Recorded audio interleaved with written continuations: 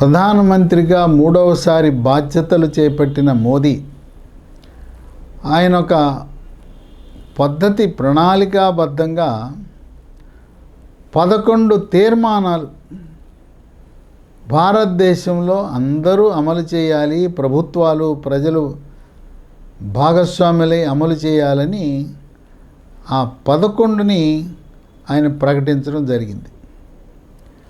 మొదటిది, ప్రజలు ప్రభుత్వము ప్రతి ఒక్కరూ తమ విధులను నిర్వర్తించాలి.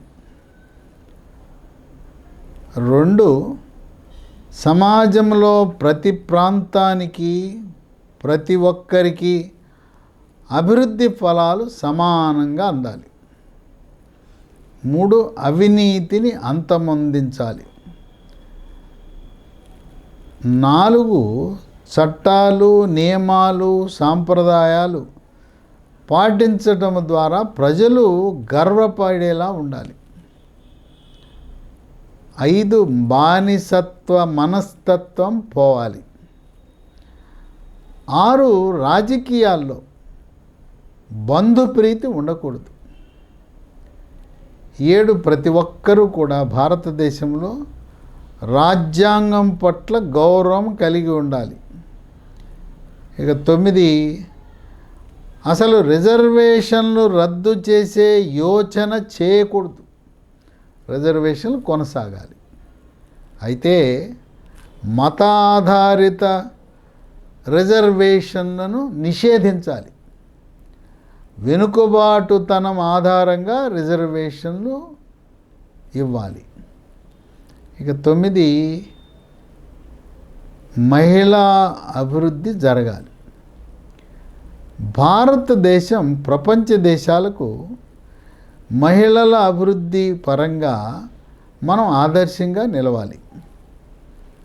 10, రాష్ట్రాల అభివృద్ధి దేశ అభివృద్ధికి ఒక దిక్సూచి కాబోతా ఉంది. దేశం అంటే రాష్ట్రాల కలయిక, రాష్ట్రాల సంపదే దేశ సంపద. ఆ విధంగా రాష్ట్రాలు ప్రతి రాష్ట్రం కూడా పోటీతత్వంతో అభివృద్ధి సాధించాలి.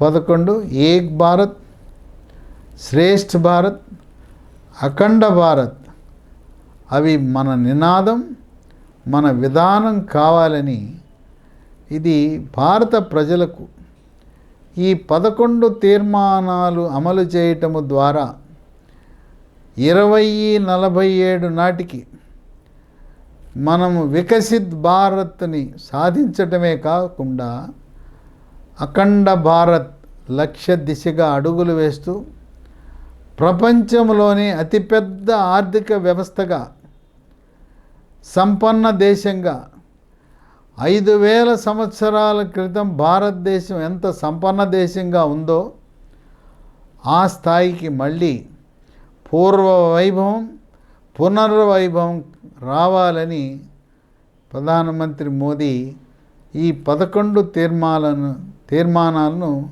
ప్రజలకు అందించడం జరిగింది.